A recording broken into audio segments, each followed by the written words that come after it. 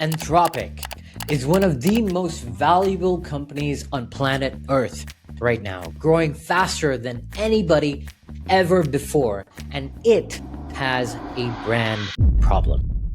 The company thinks it stands for one thing, and the people using their products think something completely different. So I sat down with Kevan Lee, one of the premier brand strategists in the industry out there, worked for companies like Buffer and Vox Media. Because I think what's going to happen, and this is what we tell our clients, is you're going to build a brand whether you mean to or not. And so being intentional about that from the start is really, really important. And at the end of this episode, we made a discovery that it doesn't matter how fancy your logo is, how polished your website is, or how quirky your social media copy is. None of that determines whether your brand is mega successful or not. So let's get into it. Kevan, thank you so much for being on the show today. Thanks, Arnav. So we like to cut to the chase here and jump straight into it. Make me understand, why is it that Silicon Valley is obsessed with storytelling, narrative, and taste? What is it that the engineering geniuses in the Valley have suddenly realized and woken up to? And why is it that storytelling has become an obsession for them? More importantly, though, what do you think most of them are getting wrong about it? I think it's probably the shiny object syndrome to a degree at this point. And so, you mentioned the engineering culture of Silicon Valley, and I think there was and is a big element of the effectiveness of whatever thing you're selling is owed to the successful engineering side of the business. And the problem today, at least in this moment, is that it's become so much easier to build things that becomes less of a differentiator, less of a moat for a lot of companies. And so what is the next moat? What is the next differentiator? Well, a lot of it has turned to storytelling. And so I think that's why we see such emphasis on it today, is you end up in a category where everyone can basically say the same thing. There's commodification of all the feature set. How are you going to stand out? And one of the ways to do that is through storytelling. The feature differentiation is not nearly as strong as it used to be. People are catching up so much faster. Story is something that is either really hard to do. Well, it is really hard to do, but it's hard to also replicate. And it doesn't feel like it's something that if you were to catch up to someone else's story, that's going to feel inauthentic. And so only you can tell your authentic story. So it feels, at least if you're doing it right, that you at least have some sort of moat around it. But like you said, not everyone is doing it right either. And so I think you hear this idea of storytelling, and some of the problems are you started the business without a story. And so you're having to come up with the story in real time as you are trying to tell the story and grow the business. And so that is why a lot of storytelling does not really pass the bar. Or you're doing storytelling from a very finite, specific aspect of the business and not from the business as a whole. And so when I think of branding as the expression of all the different touch points that someone has with your brand. And so you think of all the different touch points, well, that's going to be your sales team. It's going to be your marketing team. It's going to be PR. It's going to be what your founder says. It's going to be all these different places where your customers and your audience can interact with your brand. If you're only doing storytelling through your PR, if you're only doing storytelling through your founder's LinkedIn, it's better than nothing, but it's not going to be nearly as effective unless that story is going to be the story of the whole company and everyone knows it, understands it, believes it, and is speaking from the same storybook. And let's reverse engineer your storytelling framework that you also use at Bonfire. So brand purpose is something that you guys talk about. Now, I want to throw two companies at you. One that you're very familiar with, another one that people thought did a brilliant job at branding, so much so that they were able to raise a multi-million-dollar funding round from one of the best venture capital firms in the world. So looking at Buffer and then looking at Cluely's strategy was rage bait everybody, which is their statement, or let's say their brand statement was, even though it may or may not have been their purpose, is cheat on everything. Right? It was really strategic advertising, almost like hype beast culture of what a Silicon Valley startup, an AI tech startup could look like. And Buffer, on the other hand, is a classic case study of how you can be a friendly, approachable, practical solution to a problem that grows your brand organically. I think, especially in the early days of Buffer, it grew almost from word of mouth.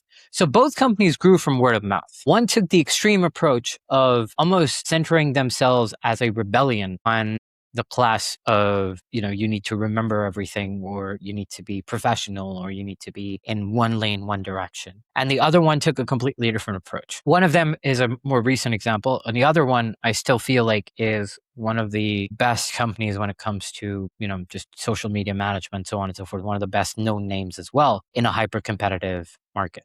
So when you look at these two case studies side by side, who do you feel like did a better job at describing, defining, and executing on their brand purpose? What an interesting debate. I think it's notable that you mentioned rebellious. I think that every good brand is rebellious to a certain degree, because what a brand is doing is saying who we're for and who we're not for.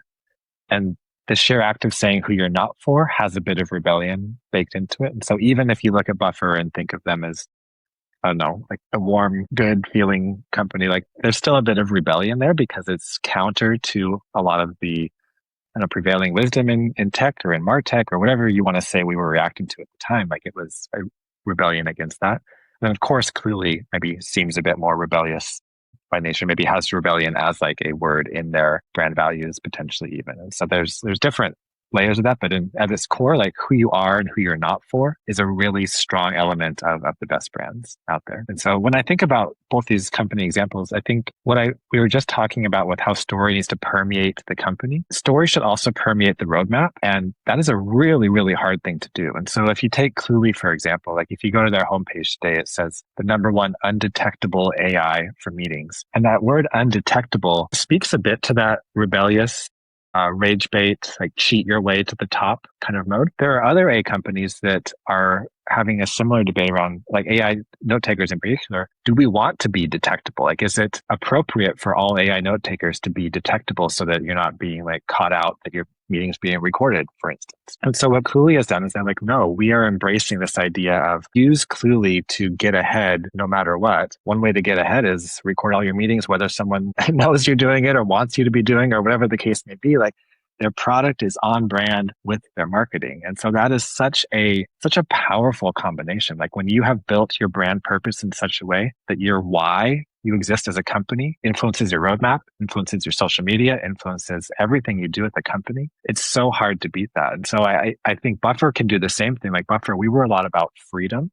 I think freedom showed up for us in how we were a transparent company. And so we told everyone everything about us. We were free in the sense that our product enabled you to schedule social media in advance so you could spend your time however you wanted. And then the trick with all this, of course, is like, how does this evolve over time? And so, Buffer's been around 10 or more years at this point.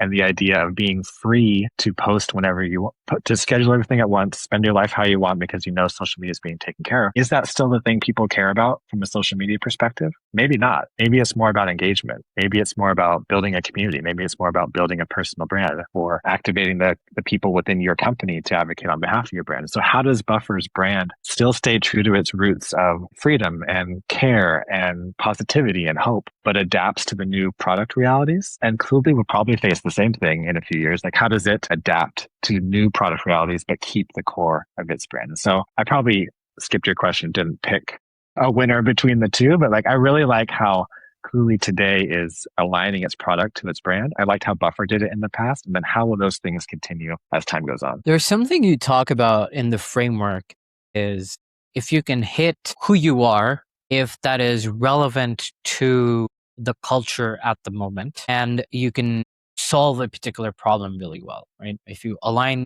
this recipe really well together, you can get a brand that lasts. One thing I think about is almost like the origins of branding comes from a little bit cult-centric, thinking, where you want to build a brand that is going to sustain regardless of trends, of fads, of things changing, so on and so forth. So you transcend from your brand purpose or your brand statement that might have been true at the time. So let's say a company like Anthropic at the moment may be representing something today, but is this purpose going to stick around for a longer period of time? So there's a distinction between what does culture mean to you and what does the topical culture of the time demand you to do. So there's this like very intricate balance of staying true to yourself, staying true to your brand, staying true to who you are, and the allure of if I'm just a little bit topical, I can, hit virality, my brand can get recognition, and,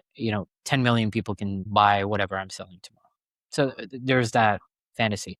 So when you talk to companies that maybe something today, maybe something very different 10 years later, how do you define what culture that brand is acquiring and how much of that do they benefit from being topical? Yeah, it's an interesting balance. And I think there's a few different ways that we might advise a company. Your brand purpose, which is the why statement for us, why your brand exists, that can change, but probably not any more frequently than every 3 to 5 years. And so you may have a chance to evolve that within the course of a decade, one or two times.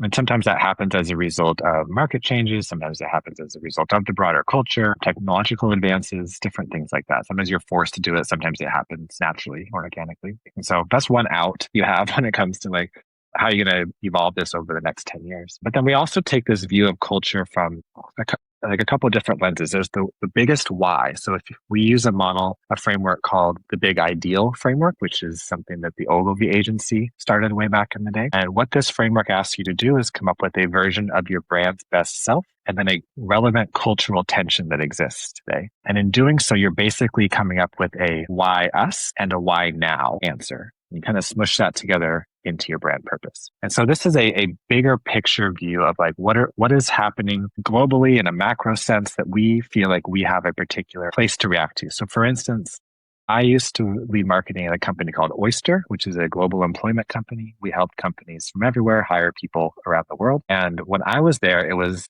just after the pandemic. It was when work from home was a huge thing. And so we had a really big cultural moment to react to, but also a cultural trend to build a purpose statement around. And then how we approach that from like a brand marketing perspective. I think of branding as like the biggest reason why you exist. It's the thing that every touch point comes back to. Brand marketing then is the engine that you build in order to make this brand alive out in the market. And so from a brand marketing perspective, that's where it becomes a bit more topical and a bit more maybe like monthly, quarterly, reactive trends, things like that. And so you're building marketing engine to respond to what is happening today in the news, what is happening this month in the news. And so it is almost like a nesting doll of culture. There's like the big macro culture that you're building your purpose around, but then there's this micro culture, the specific time-based things that are happening day to day. So for instance, it could be in the Oyster example, like Apple has come out with a different work from home policy that we want to react to. There's this really big think piece on whether remote work is even effective in this way. You could do the exact same for AI. You could have a brand purpose built around efficiency and productivity with a specific cultural lens on, is AI actually helping us be more productive? And then you're reacting to all the different news and studies that are coming out day after day, week after week. So they are definitely related, but typically when it comes to the day-to-day stuff, that's where you're drilling down more into the trends and the stories that are changing on a much more rapid basis. Sounds like a really tough job. It's I feel like very difficult in theory. It gets a little bit easier in practice when you're in it day to day. But on a theoretical basis, it's hard to figure out the distinction between the two. So when you talk about the idea of a story matrix, like you should have 3 to 5 stories that align with your customers' needs, why you're relevant, what you stand for, so on and so forth. I wanted to understand when you look at a company like, let's say, I want to go back to the Anthropic example because really I sometimes fail to understand this personal anecdote of mine, but I fail to understand what that company stands for. I love their product. I love their team. I love what they've been able to accomplish, but it's really hard to put your finger on what is it that they're trying to do. And there is a claimed purpose that a company has, and then the real purpose of the company that people are resonating you with. So I think a great example for Anthropic would be that, you have the diabolical balance between being for government, but, or let's say for the people, but also replacing people. And then and the founder, I'm not targeting Anthropic, but a lot of the AI companies, especially the frontier model companies, the founders go out and say, oh yeah, the models are going to replace you. They're going to do this, they're going to do that. Whereas the claimed brand purpose, at least at the moment, is that you make people's lives easier. So do you make their lives easier by completely removing them from the equation? It sounds very counterintuitive, doesn't it? Like when you think about 3 to 5 stories that you can associate the brand with, or use them as proxies to gauge what they are. When you look at a company like Anthropic, what are those 3 to 5 stories? Is it, I lost my job because Claude's getting really good? Is that a story to bank yourselves on? I would say no, but that's what the founders are selling. So when you look at a company like that, and this becomes topical also because it's really interesting living in the moment of it. When you look at a company like that, and when you're trying to build a story matrix, let's say you would do the exercise of building it for Anthropic, how would you do that? And what do you think that they aren't doing at the moment, which is becoming a problem for them? Yeah, I think it's really interesting, like your perception of their brand versus what they maybe hope the perception is of their brand. And honestly, the only thing that really matters is your perception of their brand. They can want the perception to be whatever they want, but the market is going to be the one that tells you what they think your brand stands for. And so I do think they've gotten something wrong. Like if you go to their website today, and the biggest like top level word for them is safety. And like I don't think of safety when I think of them. I think of the stuff that you're talking about. So like where did they go wrong? I think they have a clear purpose statement, I would imagine, and probably have spent a lot of time thinking through that and being intentional about that. But they haven't been as intentional about like bringing that through to the market. And that's often a big area where we see companies fall flat. Like they know they need a purpose statement. They can come up with a really great purpose statement, but then they don't invest in brand marketing. They don't know brand marketing. They think having a purpose statement is enough and it'll all happen naturally. They think of branding as more of the colors and the logo and things like that. And it's just like a mismatch of what actually is needed to bring a brand purpose to life in the market. And so you're mentioning like what are the founders talking about? Well, if they're talking about stories that are about AI replacing you with jobs, like that does not speak to security. If the marketing efforts are all about, how Claude is catching up to ChatGPT in these ways or is ahead of the curve in these ways, like that's great and all, but are those security features? Do you care about security? And ultimately, so if it came down to it, if you had to invest your engineering resources, your funding resources in product functionality that helped you catch up quicker to competitors that are doing who knows what out there, or building a dedicated roadmap to become the most secure AI tool set in the world, like which one are you going to choose at the end of the day? I don't know. My take is you're probably going to choose whatever is going to catch you up and like help you win the market today. And you can worry about security and stuff later. And so how authentic is that security brand purpose ultimately? And it's like, from my perspective, it's not. And so what we would do then in this case, like let's say they do care about security and safety. Let's say that is like the brand purpose. Cool. So for us, we're like, great. We want to take this across 4 different dimensions of storytelling. It's your product, it's your persona, it's the category, and then it's the broader culture or zeitgeist. And so we might say, cool, from a product perspective, what are you baking into the product that talks about safety and security features? Have 1 or 2 voices within the company, have certain channels where you have messaging that talks specifically about that. We talk about persona next. Who is the main persona that you're aiming for with this category or with your products? From there, like what stories do they care about? I imagine the story, like what we are talking about here is, am I going to get replaced? Like, is my job going to get replaced with this? There's a huge, robust area for storytelling there of like, no, at Anthropic, we are not about replacing humans with AI. We are about building AI in a safe and secure way so that you can use it better. You can trust it to go further. And you can and there's so much robust storytelling there versus the be more efficient, go, find a different job eventually. Be like, it's totally different storytelling, but it's relevant storytelling for the same persona. From a category perspective, the category of LLMs and AI, like that is still being written. And so you can come up with a unique category perspective on what you think needs to be true for AI products that fit that category in the future, and then go and seed the market with those stories. And then the culture, I think, is another piece. Similar to the persona, I think culture and persona are really closely tied in this industry in particular. But with the culture, it's more of an AI in general storyline. And specifically, I think you have an opportunity in safety and security to talk about, I don't know, some of the like science fiction-y stuff. Even like you can go there with some of the stuff on the culture side and get away with it, because that is, I think, what's kind of at the core of the safety and security ultimately is how are we building this in the future so that we don't end up getting over our skis with this AI stuff. And so there's really robust areas there, but I don't think I see Anthropic speaking to really any of that stuff today. And that the reason why I asked you this is I think the success of Anthropic in terms of getting Claude in the hands of the number of people that they have and the extreme levels of growth that they've had they look like it has less to do with the brand, more to do with the product, from my perspective, because their product is so good that no matter what they say, whether it's safety, security, or we're building towards AGI, I don't think what they are saying is what people are listening to. What people are listening to is, oh, how is this going to make my life better? I can just, build skills. It doesn't forget stuff. Great. Amazing. I can schedule my tasks. Amazing. Fantastic. So there is a genuine disconnect between what a company is saying, what their product is doing, and what they want to be perceived as. And I think the fourth element to that would be, what are people perceiving them as? So, and I want to understand it from your perspective, because there is a clash between what Anthropic thinks they're doing and saying and what their brand stands for and what their product is doing. And then what people are using the product for, how they're perceiving the company, and then how they're resonating themselves with the Anthropic brand. So explain to me from a brand storytelling perspective, even though, as we spoke about, they're doing a lot of things wrong, or at least perceivably wrong, why is it that they still keep growing? Are there like outlier or special cases to the storytelling framework, like Anthropic maybe, that do come up? Yeah, I think growing is such a loaded term. And I think it's loaded in the sense of like, we're talking about brand. And so it's hard to like stick growth into brand, of course.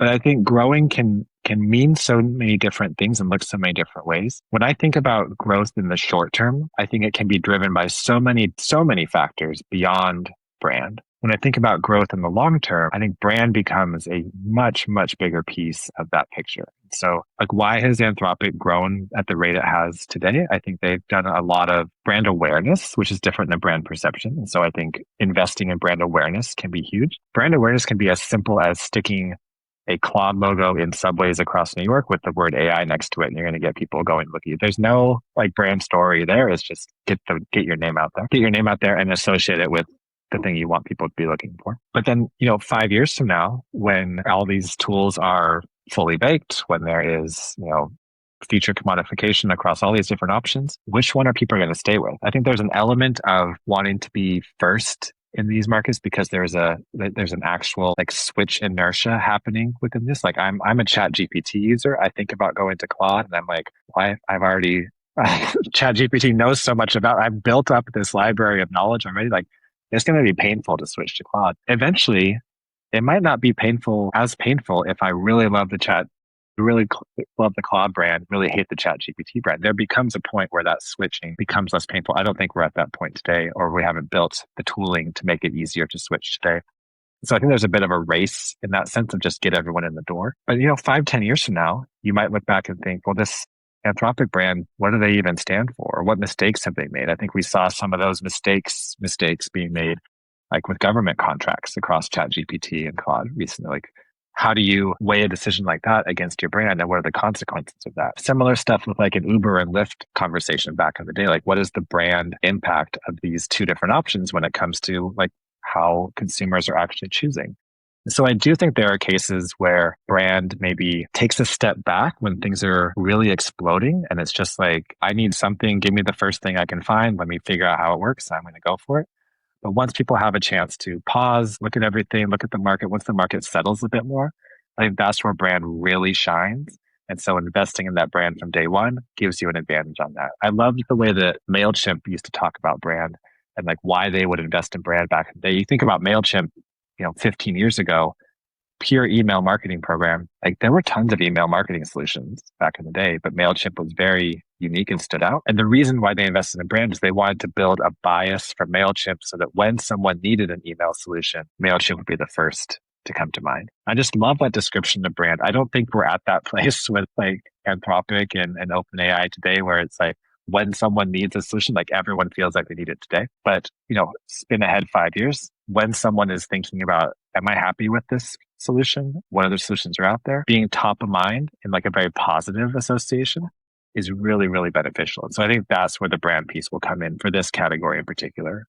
So you would say that in terms of defining their brand, it's not always that you start with it. Sometimes you're already through the process and you've grown to be $1 trillion company, and then you figure out what your brand should be. Like I'm trying to understand it from the perspective of if a company is trying to weigh two options, of I can spend money on brand, I can spend money on growth. I have to pick one, right? And let's say I'm not too worried about explosive growth. Maybe I'm okay with 10, 20, 30% a year. And that's the steady pace that I want to grow at. Although most companies will disagree. Everybody wants explosive growth. So when you talk to a company that's weighing the options between focusing and investing on brand versus focusing on investing on growth, as we saw in the Anthropic case study, you could invest on growth and think later about brand. When a company's weighing these two options and they come to you like, Kevan, what should we do? What do you talk to them about? I always say start with brand. And so I would have told Anthropic that too. I think it's too late for what we that often tell. They might have thought they were starting with brand and then just kind of lost their way a little bit. Because I think what's going to happen, and this is what we tell our clients, is you're going to build a brand whether you mean to or not. And so being intentional about that from the start is really, really important. And I think it is a resourcing, almost like a seesaw. Like, how do you, like, we would recommend start with brand. That doesn't have to be like hire a brand marketer and build out your brand marketing team before you build out any other team. But it could be spend a week, spend a sprint, spend a month, spend a quarter, really define this brand and being consistent about how you're going to apply it. Then bring in your growth engine, because when you think about growth, you're going to be creating so many touch points for this brand. What are you going to base them on? How are you going to make sure they're consistent? How are you going to tell a cohesive story that is authentic to what you're doing, unless you started from that brand space? And so it becomes less of a either or and more of a start with brand, build out your growth functions, then bring in brand marketing, like in-house stuff later on. And so it's almost like a sandwich of sorts. You might do brand, growth, brand in that sense. Because if you just do growth at the start, it's going to be messy. It's going to be chaotic. Yes, you might get some results, but those results might not last. They might not be sticky. They might not bring in the right customers. It's just going to be like a land grab kind of thing, which is kind of what Anthropic and OpenAI are in at the moment. But if you start with brand, then at least all the growth work that you do from there is cohesive and consistent with what you wanted to sound like. Fair enough. I think also one piece of it that maybe we're underestimating is the amount of capex that has gone behind that explosive growth. And what they've done is created a new category, flooded the market with cheap AI, marketed the narrative well, which I do want to come down to, and that was going to be my next question. Is, let's say, Kevan, pick your favorite brand, whichever that might be, okay? And walk me through what the story arc for that story of that brand has looked like. Like, what are the characters? Who was the villain? Who was the hero? What was the conflict? How was the resolution? What was the apex of the story? And then how, at the end of it, reinvention or re-evolution came from that. Walk me through an example like that. I'm curious to know, like, how would you do it? Yeah. So Figma is one of my favorite brands. And I think they have a really interesting arc for them. And so if I were to go way back to the beginning, they came into this space when a lot of folks were using Sketch or Photoshop, which were like software programs that you downloaded and installed on your computer. You designed stuff, you shared a file with someone else who then like opened the file. Like it was like it sounds so old school today because because Figma like completely rewrote that playbook for everyone. And what Figma's story was like design together, and that togetherness had such an immersive quality to it, from like what we were talking about at the beginning of this chat around like the product roadmap all the way through to its website and marketing and branding efforts. And there's aspects of that where, the villain may have been like siloed teamwork. And so design team is over here on the corner doing its stuff, throws something over the wall to product, they're over the wall to marketing to try to get approval. A villain could be like, the memes of all the different like final version 1, final version 2, final version 2.5, like just this file garbage and a litany of, I don't know, icons on your desktop. And all this stuff is like the old way of doing it. What we often talk to clients about, specifically who are interested in category creation, but that applies to a lot of different brands in general, is what is your from and to story? So what are you bringing people from? What are you taking them to? I think Figma had a really clear from and to. The from was this like very isolated, fractured design experience to a very collaborative together experience. Not collaborative in the sense that, it's easier for designers to work together, although I think that is one really interesting persona narrative that they did explore. I think it was togetherness more from your whole company now has access to the design world. And so I am a marketer who cannot design at all, but I know and love Figma because I hop in there, I see what the designers are doing. I can leave comments, I can, poke and prod. Like I can be more involved in the process when I couldn't before. And part of that is like technology. Like Figma did a really great job of embracing technology and like the browser and all this different stuff. But part of it is like what story they wanted to tell, and like their purpose for existing was to bring people together around this design work. And then you see that evolve over time. Like now there's so much around AI, and they expanded the product roadmap that way too with like Figma Make. But they've also, built a whole community and this like plugin library. And like it's a very like grassroots, bottom up, word of mouth, viral. There's all these different elements that really speak again to the brand story. And so they've done a great job of packaging that all together from a product, from a marketing, from a growth perspective, where it all just makes sense. I don't quite know what the next step is for them here. Like now that everything is together and they've built that, like where do you go from here? I think the AI piece is really interesting because AI is almost like a new villain in the story, because it's almost like AI makes you feel less together in a way. Like I'm going to go off and vibe code my own thing and then bring it back and show y'all. So I haven't figured out that narrative for them. I'm curious. I'm sure they have the ability to figure that one out as time goes on. But that idea has been really robust with everything that they've done. And it's been really cool to see. And I think we've seen the success that they've had with it too. I have a, curious question on Figma itself. And there are two parts to this. So I'll come to the second one later. But the first one I did want to ask you is, when a new brand is trying to change the way something was done. So let's say design in this example, there are people dedicated towards it. There are coordinators in the middle. There are people involved in the whole process of how things were done before. It speaks really well to the AI world we're living in right now. So I think a lot of people will benefit from it. So there is a lot of inertia when it comes to the old way of doing things.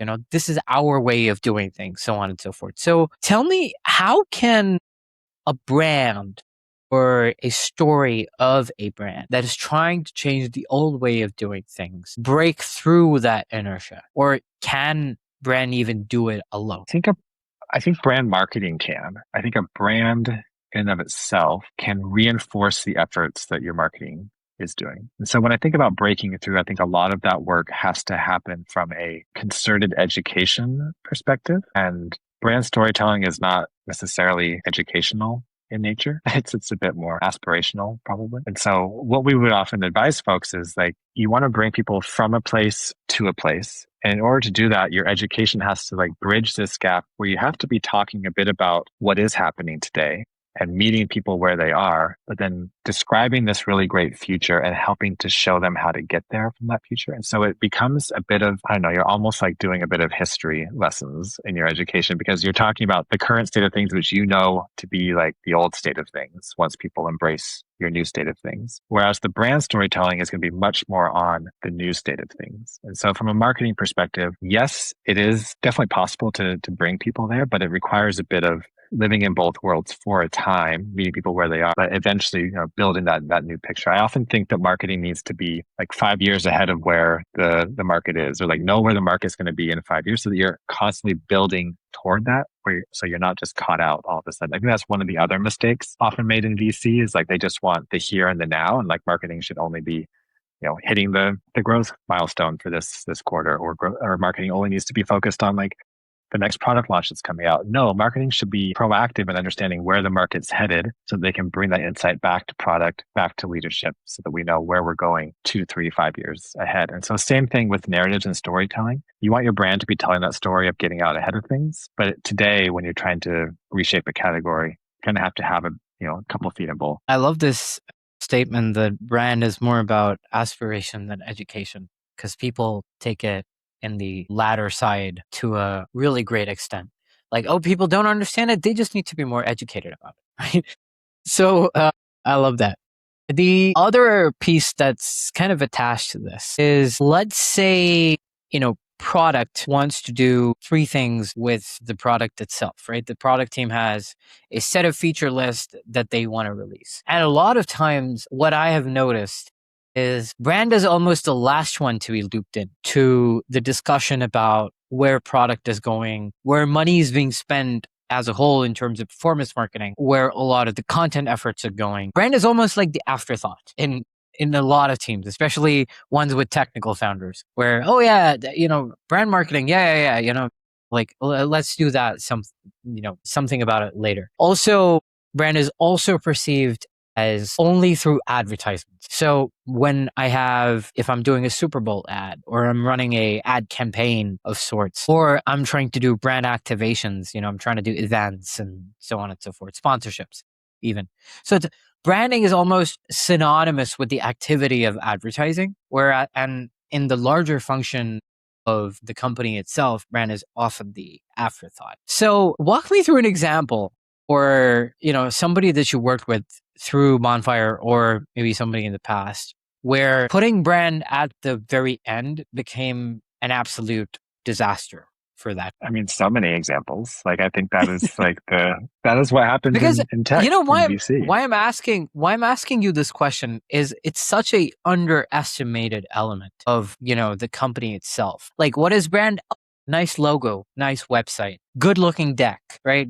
Pretty colors and graphics. That's the extent to which brand is accepted as a norm in most companies at this point. I think we've talked about multiple examples of them at this point. So really, the perception of branding itself is so flawed. So that's why I want to dive into like a disastrous case study, so we can clip this and send it to the teams that say branding should come at the very end. Yeah, I mean, my whole career in-house, and then so many clients you've worked with, that has been a theme. Is like, how do we get brand infused into everything that happens at the company? So one example I'm thinking of is someone we work with at Bonfire in the product development space. And so they had a really, really cool product. They had some really good traction with things, but they were working to take up more, they were trying to take up more market share against some really well-funded, bigger competitors. And so in order to do that, our advice to them was, you have to differentiate. You have to come up with a story and a brand and a why that gives you a reason for existing in this market. Like, that's one of the other things too about like new entrants into markets, or companies that want to take up a larger market shares. Like, if there's already bigger fish out there, you don't have to exist. Like, no one's asking you to exist. So why do you feel you need to exist here? Like, what is your unique take? And so we thought we had a really great option for that. There was a space in the market around like human-centered product design and like authenticity that wasn't necessarily represented in some other products. And we're like, cool. So this is the angle that we could take here. What we often do in those cases is we come up with like the bigger brand story, and then we apply our framework, but then we show them, here are the implications if you really are going to believe in this story. These are the implications throughout the company if this is the story that you're signing up to. For instance, here are some product features that might make sense in this world. For instance, here are some ways to reorient your entire go-to-market, because sometimes product-led growth makes sense with a certain brand. Sales makes sense with a certain brand. Outbound may or may not make sense within a certain brand. That stuff never gets considered. Like, that stuff is always just which lever can I pull to get me the most like names in the door. But no, like, there are real brand implications for what go-to-market model that you're going to choose. And so there were all these different implications that we recommended for them. They were polite about it and like took it. And that's often when our engagement sometimes ends, is we'll give you the big picture. We'd love to stay on as long as you like, but oftentimes teams take that and do what they will with it. And it's so hard to implement all those things unless you have done it before, or you really, really believe in the story that you want to be telling from like a CEO and founder perspective. And so we're fortunate to get to work with a lot of great CEOs and founders who want this type of storytelling and who understand the importance of the storytelling. And you really need them to advocate for the storytelling after we leave as an agency, like long term, because it takes a while for this stuff to really permeate. And in this case, like, it was just too much to ask for this one team in particular. Like, they didn't have the expertise in house. They had pressure from investors to grow. They had like a lack of clarity around what specific decisions they could or couldn't make, and how to make those decisions, and just kind of like ended up resorting to what they knew best, which was the old habits of, we're going to build what we think makes sense to build based on things that customers are asking for every now and then, and catching up to the other tools in the market. And we're going to make sure we look pretty good and professional on the outside. And that's enough to get by to a certain degree, but it wasn't going to be enough to grow in the way that they wanted to grow. I love how politically correct that answer was. Thank you. I can run for office. Right? Yeah, definitely. Very diplomatic.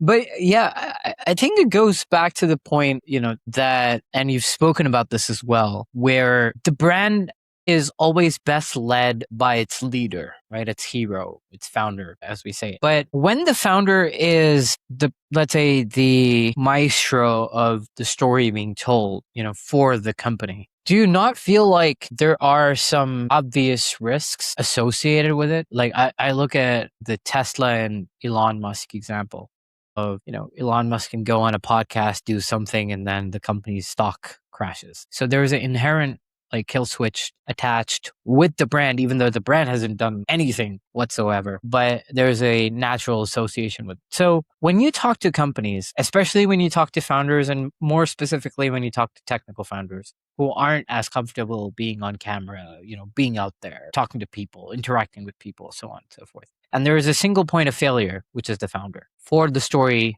of the brand that is being told. What do you do in a scenario like that? Yeah, I think you have a couple options. I think we believe it's not the case that your founder always has to be a public persona. And so there are founders who that does not make sense for them. Either they don't want to, or maybe there are some problems that would make that not make sense.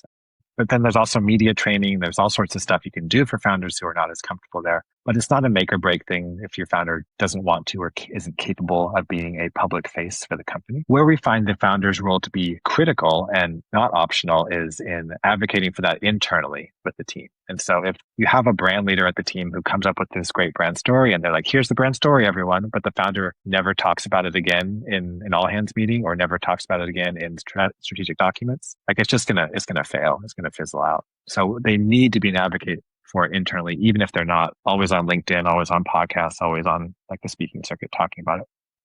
So that's one way that we would advise companies, like be an internal advocate. Ideally, you're an external advocate too, but we can cover that one up if it doesn't make sense. But the other thing is, I think in today's day and age with marketing, having spokespeople, having personal brands attached to your company, talking about you and advocating for you and being on message is almost like table stakes to a certain degree. And so for us, it wouldn't have to be the founder, but it could maybe be another executive. It could be like a persona of your product that works within your company. For instance, if you're a MarTech company, maybe it's your head of marketing. If you're working for sales, like, I don't know, if you're working for like a RevOps role, and maybe it's your RevOps person becomes that voice.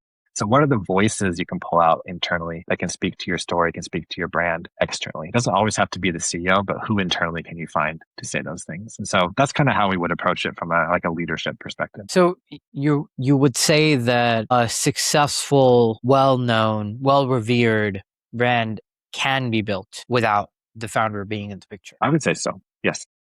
Interesting. And like for instance, I can think of the examples that you mentioned, like Elon Musk at Tesla and SpaceX, like as a problematic example of that. But like Figma, for example, I couldn't tell you the name of their CEOs or leaders at all.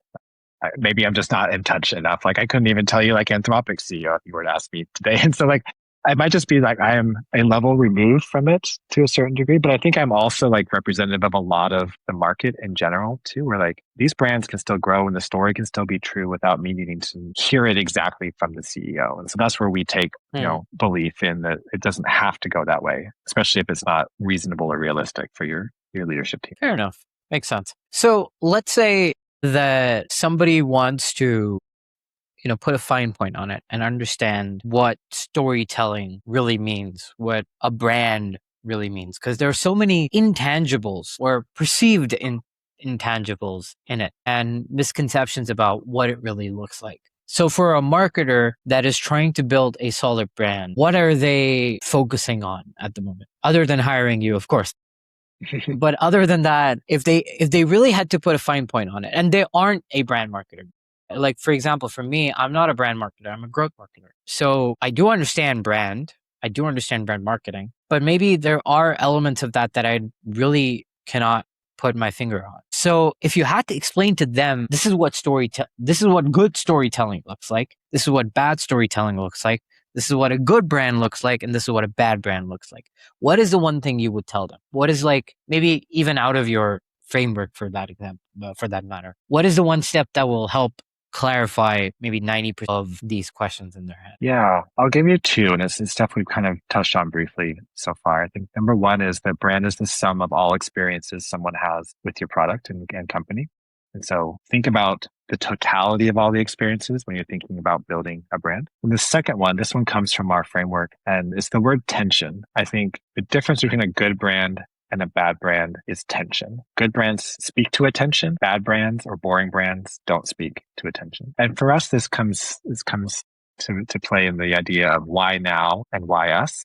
And so if you can be really clear about that, you're going to be speaking to attention. I think if you recognize attention and avoid it, like, you're going to end up with a safe brand. And a safe brand is not going to cut through the noise. And so on the spectrum of brand building, there's like, don't know, don't care, don't even have a why, which is like major problem. But I feel like most folks listening are probably not on that end of the spectrum. The other end of the spectrum is like, cool, we've found attention. We are speaking to that tension. It's clear who we're for, who we're not for, a clear why now, why us. And that permeates the brand. That's the sweet spot at the end there. I think anything in between, the mistake we often see is that there's no real tension happening there. It's either like you found attention, but it's not culturally relevant today, or you found attention, but aren't speaking directly to it. You're kind of taking the safe route. So finding that tension and really leaning into it and embracing it and owning it, that's going to be the difference between a safe, boring brand and an iconic brand. I couldn't find a better way to put a nice, tightly neat bow on this conversation of find the tension.